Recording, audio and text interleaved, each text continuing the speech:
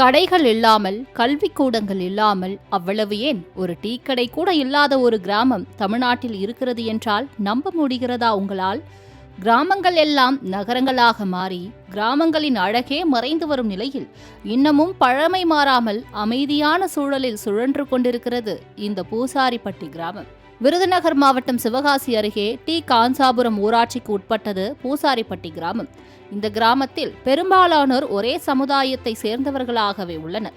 சுமார் 500க்கும் மேற்பட்ட மக்கள் வசித்து வரும் இந்த கிராமத்தில் விவசாயம் மற்றும் கால்நடை வளர்ப்பு ஆகிய தொழில்களே பிரதானமாக உள்ளது.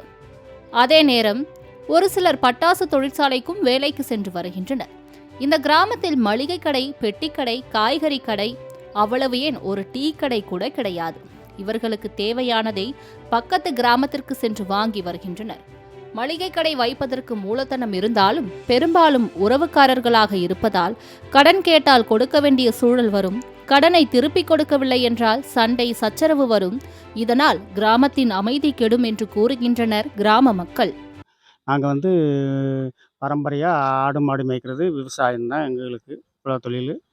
மற்றபடி பயிராசுக்கும் போவாங்க, ஒரு சிலர் வராசுக்கும் போகிறாங்க. சொந்த ஊரில் இப்போ சின்ன கிராமம்னால அங்கே பெட்டி கடை எதுவும் வச்சாலும் கூட வாங்கிக்கிட்டு கடன் கொடுத்துருவாங்க. கடன் வாங்கிக்க முடியாது, சொந்தத்தில் மாஸ்தான்னு சொல்லி அது யாரும் மேக்சிமம் வைக்க மாட்டாங்க. இந்த கிராமத்தில் பள்ளிக்கூடங்களோ சுகாதார நிலையங்களோ கிடையாது.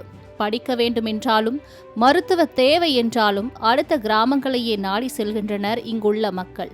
இதையெல்லாம் விட இந்த கிராமத்தில் யாருக்கும் மது பழக்கமோ போதை பழக்கமோ இல்லையாம். இதனால் தங்கள் கிராமத்தில் டாஸ்மாக் கடையை அமைக்க விடாமல் கட்டுப்பாட்டுடன் அமைதியான சூழலில் வாழ்க்கை நடத்தி வருகின்றனர். இதற்கு இவர்களின் தெய்வ வழிபாடே காரணமாம். மற்றபடி இந்த ஊரில் போதை பழக்கம்ங்கிறதே பழக்கமே கிடையாது.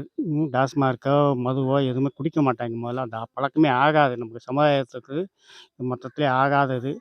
நாங்கள் சக்கம்மா கும்பிட்றதுனால அந்த சக்கம்மாவுக்கு பயந்து நாங்கள் ஐதீகமாக இருக்கணும்னு நினச்சி நாங்கள் வாழ்ந்துக்கிட்டு இருக்கோம்.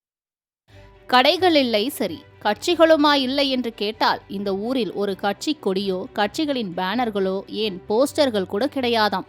அதற்காக இவர்கள் யாரும் வாக்களிப்பதில்லை என்று எண்ணிவிட வேண்டாம்.